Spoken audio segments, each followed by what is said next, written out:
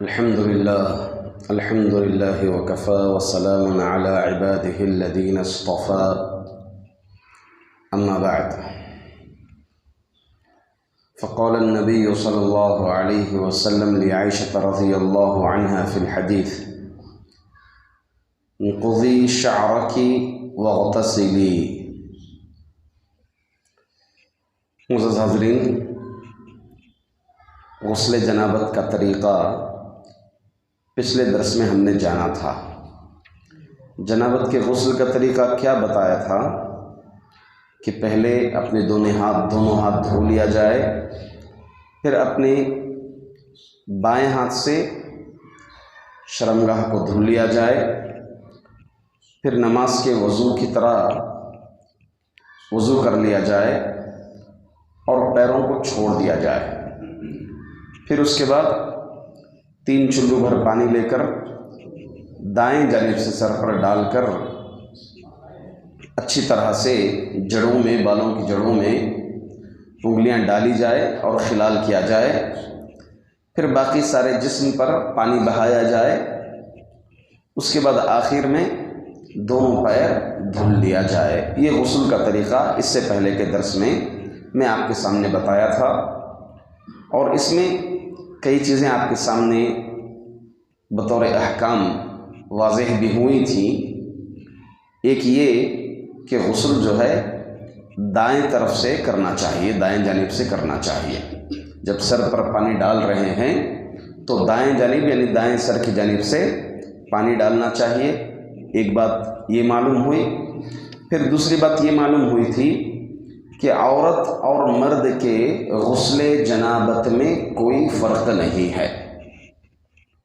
اسی طرح تیسری بات یہ بھی معلوم ہوئی تھی کہ غسل جنابت میں اگر عورت غسل کر رہی ہے تو سر کی مینڈیاں یعنی چوٹی کا کھولنا ضروری نہیں ہے۔ یہاں تک پچھلے درس میں ہم واضح کیے تھے۔ ابھی یہ جان لیں کہ غسل حیض کا طریقہ کیا ہے۔ غسل حیض کے طریقے سلسلے میں کئی روایات ہیں۔ ایک روایت میں آپ کے سامنے پیش کروں۔ عائشہ رضی اللہ عنہا بیان کرتی ہیں کہ اسماء رضی اللہ عنہا نبی اکرم صلی اللہ علیہ وسلم سے حیض کے غسل کے متعلق سوال کیا، تو آپ صلی اللہ علیہ وسلم نے کہا تأخذ احداکن ماءها وصدرها فتطهر فتحسن الطهور ثم تصب على رأسها فتدلكه دلكا شديدا حتى تبلغ شؤون رأسها ثم تصب عليها الماء ثم تأخذ فرصة ممسكة فتطهر بها۔ فقالت أسماء وكيف أتطهر بها؟ فقال سبحان الله تطهرين بها۔ فقالت عائشہ رضی اللہ عنہا كأنها تخفي ذلك تتبعين أثر الدم۔ حضرت سلمہ رضی اللہ عنہ نے نبی کریم صلی اللہ علیہ وسلم سے غسل حیض سے متعلق سوال کیا، تو آپ صلی اللہ علیہ وسلم نے فرمایا کہ پہلے پانی میں بیری کے پتے ڈالو، یہ افضل ہے۔ اگر نہیں ہے بیری کا پتا تو صابن سے بھی کام چل جائے گا باذن اللہ تعالیٰ، اور اچھی طرح حیض کے خون سے پاکی حاصل کرو۔ جو جس جگہ سے خون بہتا ہے اس جگہ دھلے، پھر سر پر پانی ڈالو اور اچھی طرح ملو یہاں تک کہ بالوں کی جڑوں تک پہنچ جائے، پھر سارے بدن پر پانی بہاؤ، پھر خوشبو لگی ہوئی روئی لے کر اس سے پاکی حاصل کرو۔ مطلب حیض کے خون کی جگہ آج کے دور میں جیسے صابن ہے تو یہ صابن اس عضو پر دھلنے سے باذن اللہ تعالیٰ صاف ہو جائے گا۔ یہ بات جان لیں کہ حیض کے غسل اور جنابت کے غسل میں کوئی فرق نہیں ہے۔ فرق صرف اتنا ہے کہ حیض کے غسل میں اگر چوٹی بھی ڈالے ہوں تو پورے بالوں کا کھولنا ضروری ہے، البتہ غسل جنابت میں کھولنا کوئی ضروری نہیں ہے۔ اتنا ہی فرق ہے غسل جنابت اور غسل حیض میں۔ ایک مسئلہ یہ کہ اگر کوئی عورت ایام حیض میں جنوبی بھی ہو جائے، مطلب احتلام بھی ہو جائے، تو اس عورت پر کیا 2 غسل ہیں یا 1 غسل کافی ہو جائے گا؟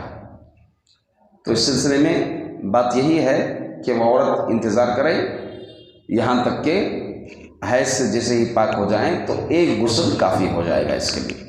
الگ سے غسل جنابت کا غسل کرنا ضروری نہیں ہے، ایک ہی غسل میں غسل حیض اور غسل جنابت عورت ادا کر سکتی ہے۔ اسی طرح سے ایک مسئلہ یہ ہے کہ غسل کرتے ہوئے پانی کے استعمال میں احتیاط کرنا چاہیے۔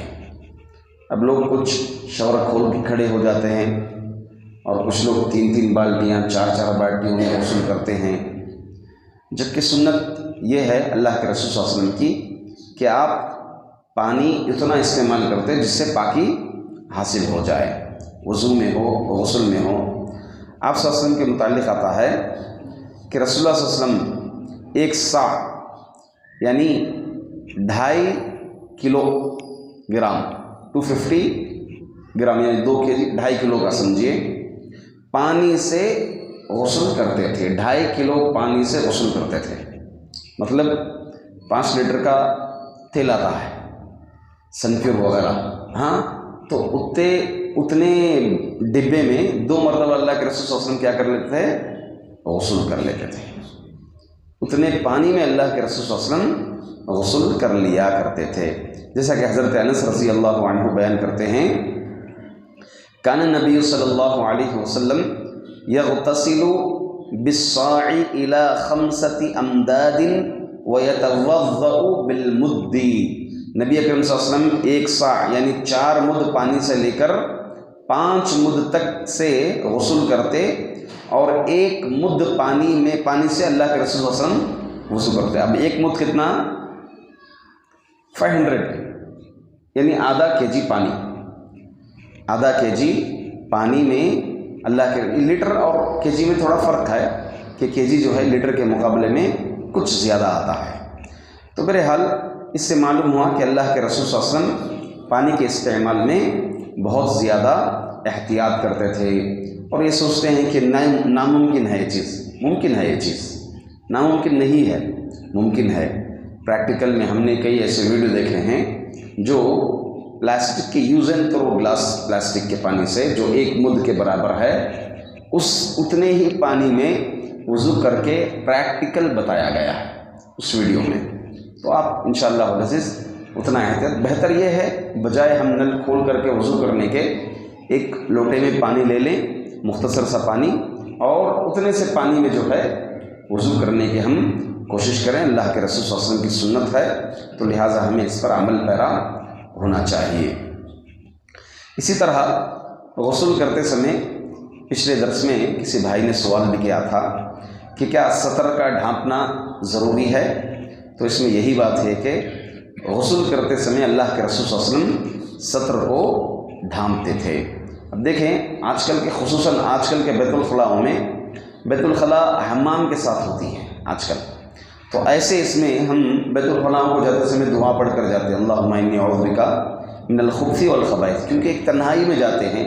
ایسے خلا کے سمے اب آدمی جو ہے اپنے ستر کو واضح کرتا ہے، ظاہر کرتا ہے، تو ایسے سمے بہتر اور افضل یہ ہے، اللہ کے رسول صلی اللہ علیہ وسلم کی سنت ہے کہ وہ اپنے سطر کو چھپا کر کے غسل کریں، جیسے دھوتی وغیرہ میں کوئی اگر لنگی جسے کہتے ہیں غسل کریں، یہ سب سے زیادہ بہتر ہے، افضل ہے۔ آپ صلی اللہ علیہ وسلم کے متعلق بیان کیا گیا فَإِذَا اغْتَسَلَ أَحَدُكُمْ فَلْيَسْتَتِرْ، اللہ کے رسول صلی اللہ علیہ وسلم نے فرمایا تم میں کہ کوئی اگر غسل کرے تو اس کو چاہیے کہ وہ چھپائے اس حصے کو۔ اللہ کے رسول صلی اللہ علیہ وسلم سب سے حیا والے تھے، آپ صلی اللہ علیہ وسلم ہمیشہ جو ہے اپنے عضو وغیرہ کو آپ چھپا کر کے رکھتے تھے اللہ کے رسول صلی اللہ علیہ وسلم۔ تو غسل کے وقت بھی جو ہے چھپانا یہ نبی اکرم صلی اللہ علیہ وسلم کا حکم ہے۔ احفظ عورتک الا من زوجتک او ما ملکت یمینک، اپنے شرمگاہ کی حفاظت کرو سوائے اپنی بیوی اور اپنی لونڈی کے۔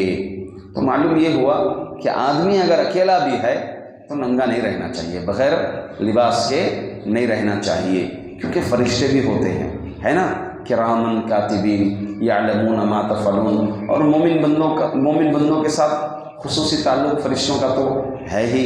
اسی طرح اللہ رب العزت نگرانی کر رہے ہیں، اللہ تعالیٰ دیکھ رہے ہیں، خبیر بصیر ہے اللہ تعالیٰ، خبیر بما تعملون ہے اللہ تعالیٰ۔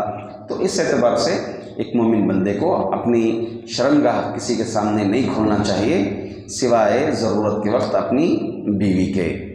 اسی طرح سے غسل جنابت میں اگر عورت کا بچا ہوا پانی ہے، ایک تو پچھلے درس میں یہ بات واضح ہوئی تھی کہ میاں بیوی یکجا ایک ساتھ غسل بھی کر سکتے ہیں، جیسا کہ اللہ کے رسول صلی اللہ علیہ وسلم غسل جنابت اپنے ازواج مطہرات کے ساتھ کیے ہیں، اور میں اس کی دلیل بھی پیش کیا تھا۔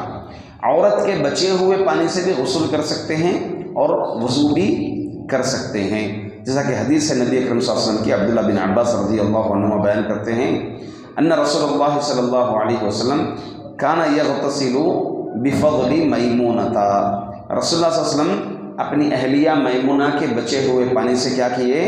غسل کر لیا کرتے تھے، غسل کر لیا کرتے تھے۔